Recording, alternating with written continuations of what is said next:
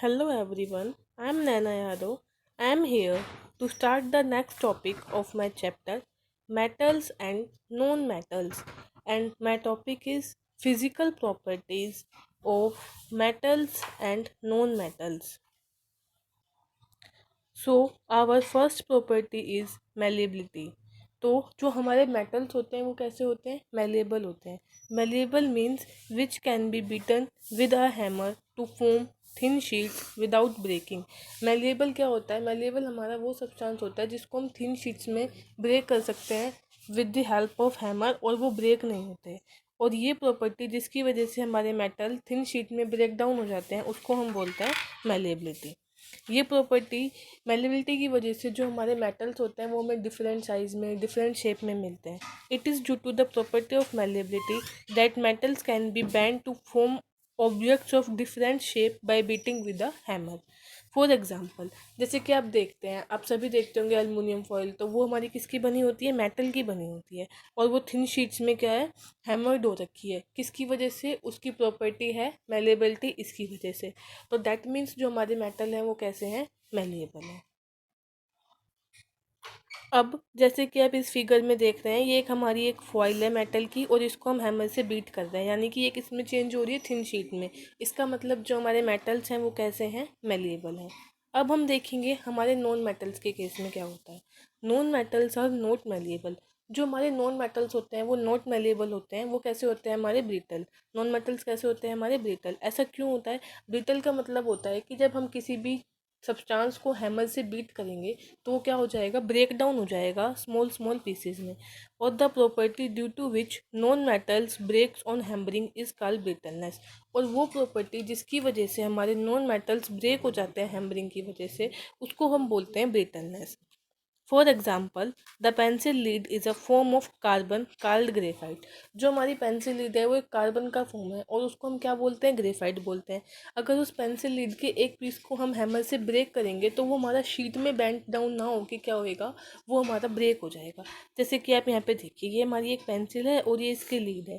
अगर आप इसको हैमर से ब्रेक डाउन करोगे तो जो ये लीड है ये हमारी स्मॉल पीसीज में क्या हो जाएगी, ब्रेक डाउन हो जाएगी। अब हम देखते हैं अपनी नेक्स्ट प्रॉपर्टी, डक्टिलिटी।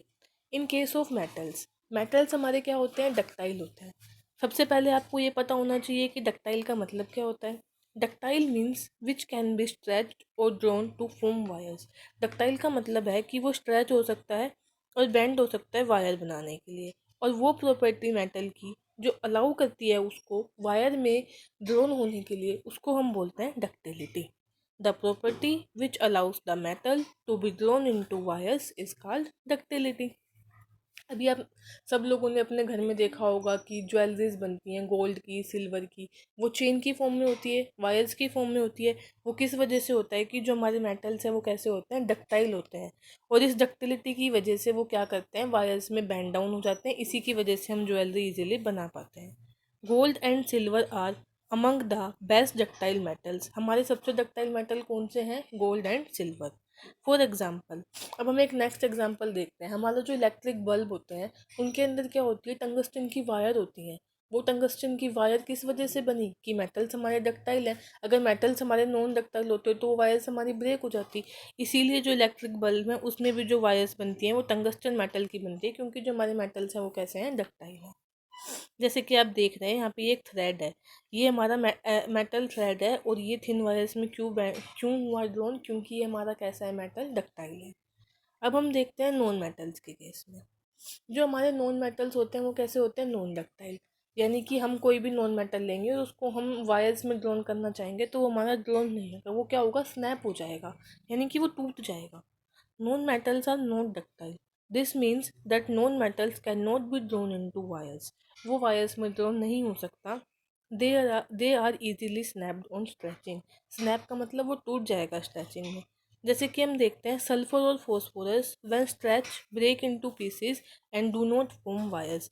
सल्फर और फॉस्फोरस को जब हम स्ट्रेच करेंगे ना, खींचेंगे, तो वो क्या बोलते हैं, पीसेस में टूट जाएगा, लेकिन उनकी वायर नहीं बनेगी। इसका मतलब ये हो गया नॉन मेटल्स हमारे कैसे हैं, नॉन डक्टाइल। हमने इस वीडियो में हमारी दो प्रॉपर्टीज़ पढ़ी, मेलिबिलिटी एंड डक्टिलिटी। अब अपनी नेक्स्ट प्रॉपर्टीज़ हम नेक्स्ट वीडियो में पढ़ेंगे। Thank you. Please subscribe my channel. For more video updates.